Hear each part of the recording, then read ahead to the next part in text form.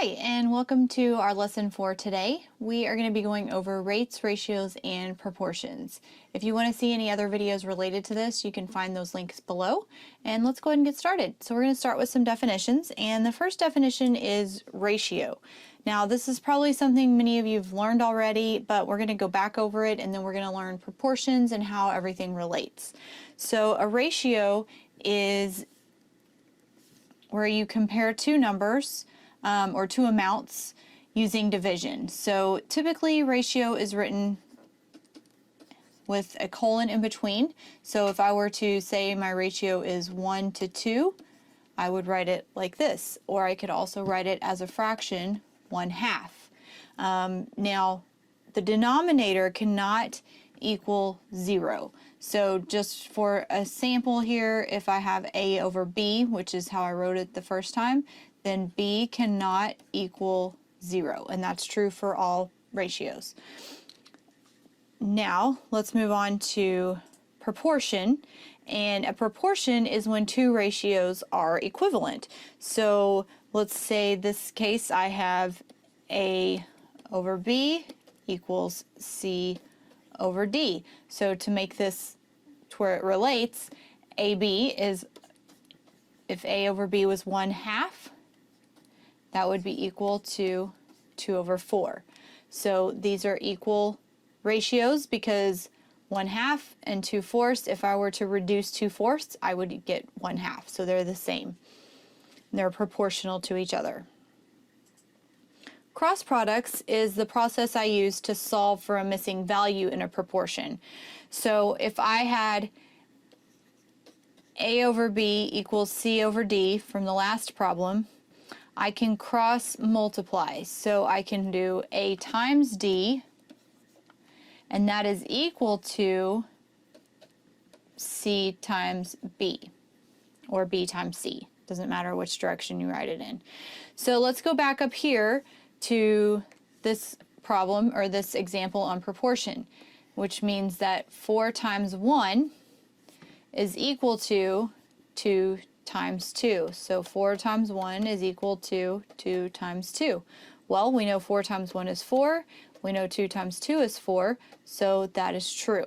So this is the process we're going to use in order to solve when we are given a proportion where there is a missing number. So in that situation, if this was written x over 2 equals 2 over 4, I could use my cross products in order to figure out what that x equals. And that's what we're going to do here in just a few minutes.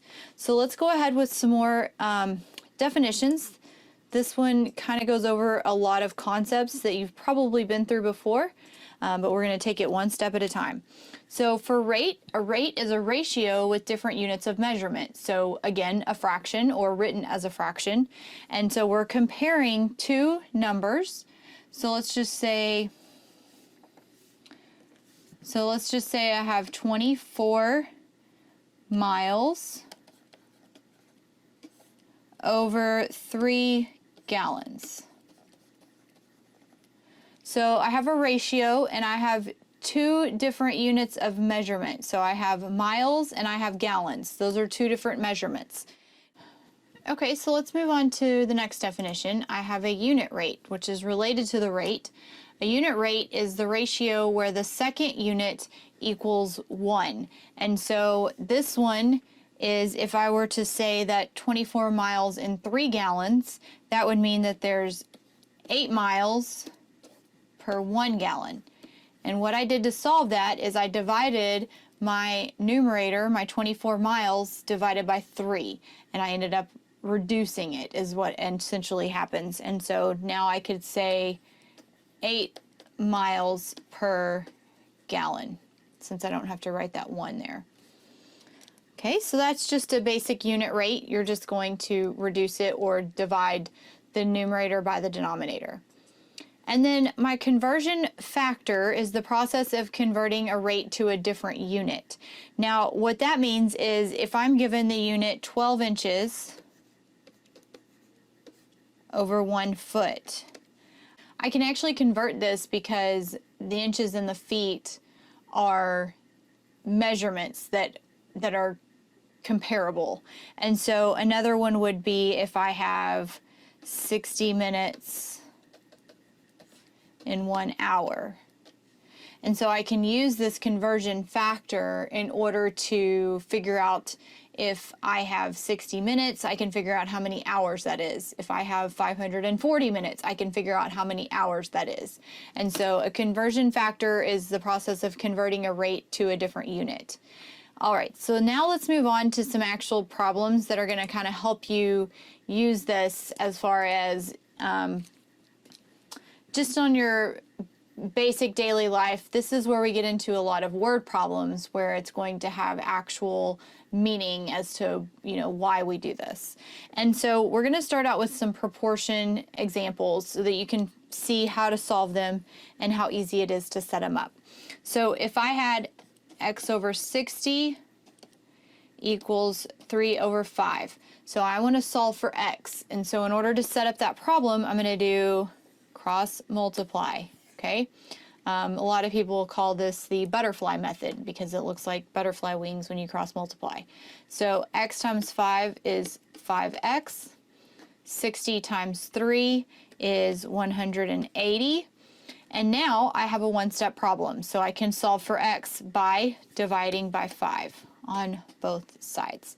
So this side cancels out.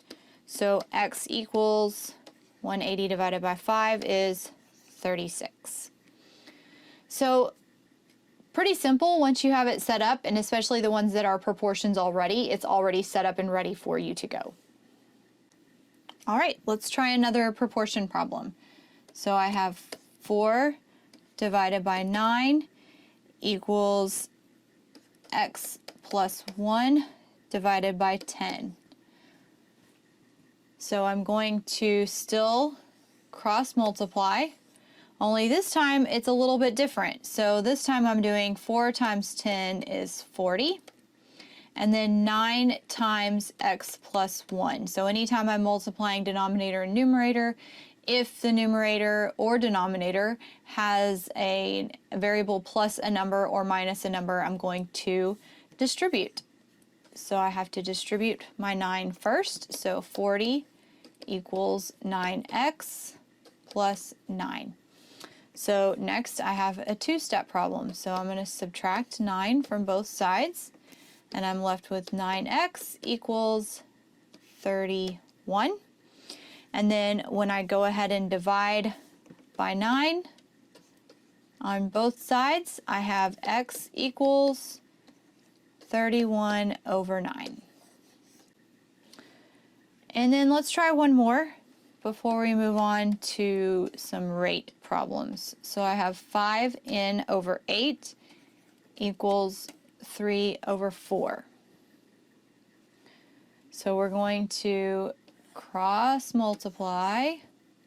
So 5n times 4 equals 3 times 8. So I'm going to go ahead and multiply this side first. So 5n times 4 is 20n equals 24. So then my last step, I'm going to divide by 20 on both sides. So now I have n equals 24 over 20 can be reduced by 4, so I end up with 6 over 5. All right, so you see once you've cross-multiplied, then you just solve the problem like we have been doing for all of our multi-step equations.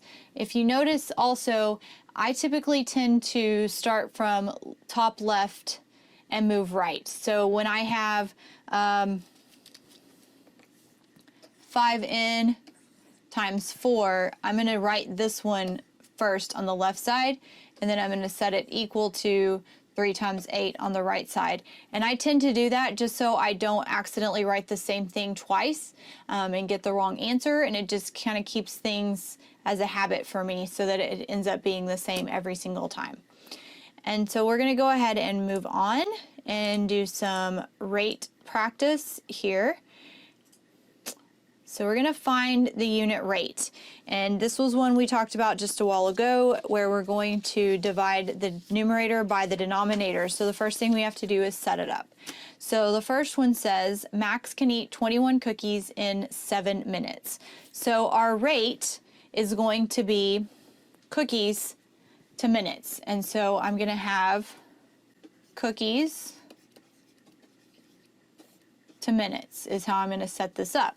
So if Max can eat 21 cookies in 7 minutes, we want to know how many cookies can he eat in 1 minute, which means I'm going to say how many cookies can he eat in 1 minute. So the easiest thing to do here is divide, but in order to actually solve it using the method we just went over, I can cross multiply. So 21 times 1 is 21. And then equals x times 7 is 7x. And then I'm going to divide by 7 on both sides. So x equals 3, which means he can eat 3 cookies in 1 minute per minute. So that would be my answer. So once we have it set up, we can cross multiply like normal, but in this case, rate is a lot easier just to divide because we always want the numerator to be, we always want the denominator to be 1. So let's do another one. Sam can run 10 miles in 2 hours. Okay, so we're comparing miles to hours. So our original equation is going to be 10 miles in 2 hours, and they want to know how many miles can he run in 1 hour. So I'm really just dividing 10 divided by 2, and so in this case x equals 5. So the answer is 5 miles per hour. Now, let's add on to this, and what if I were to ask you how many minutes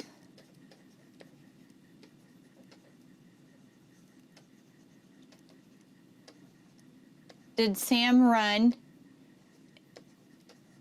each mile? So this one is where we want to convert here. So I know that 1 hour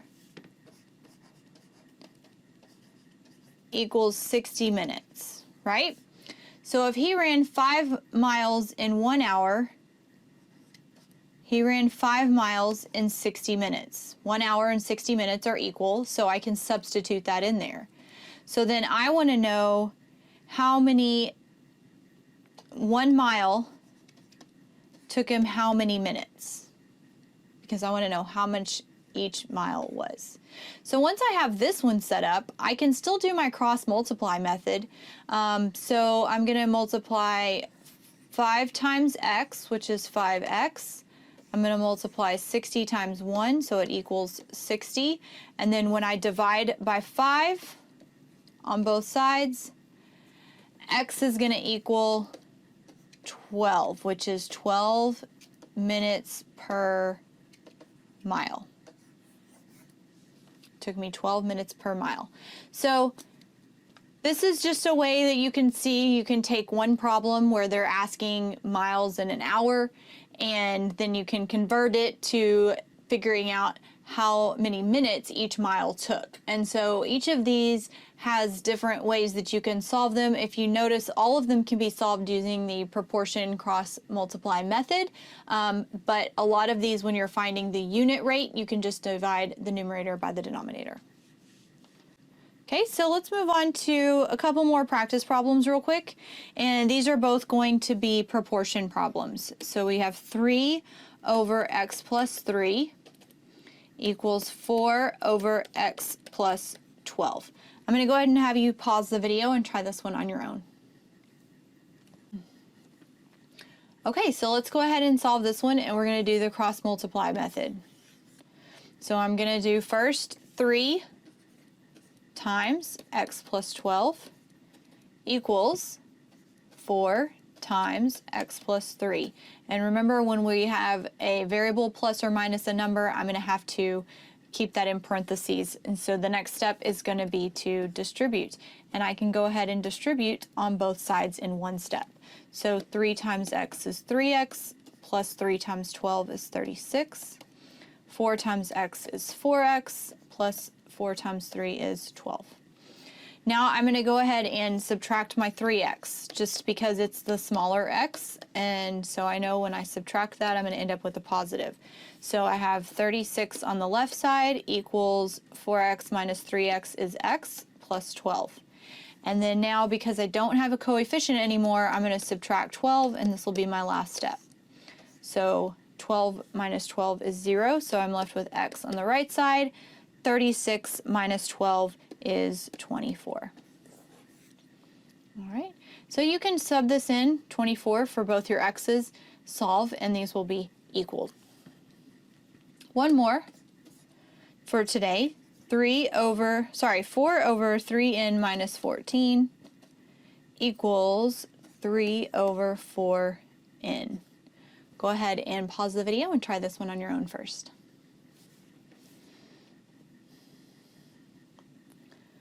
All right, let's go ahead and try it together. So I have 4 times 4n, 3 times 3n minus 14. So we're going to write that out. 4 times 4n equals 3 times 3n minus 14. So I'm going to distribute on the right side and just multiply on the left side. So this 4 times 4n is 16n.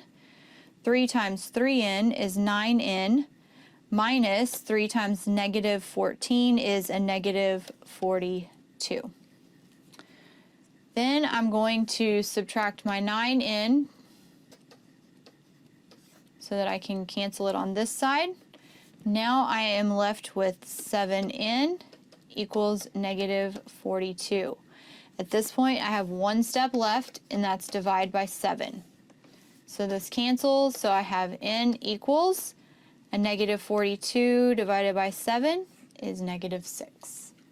So check your work. If you missed anything in this problem or the previous one, go ahead and find your mistakes so that you don't make that one again.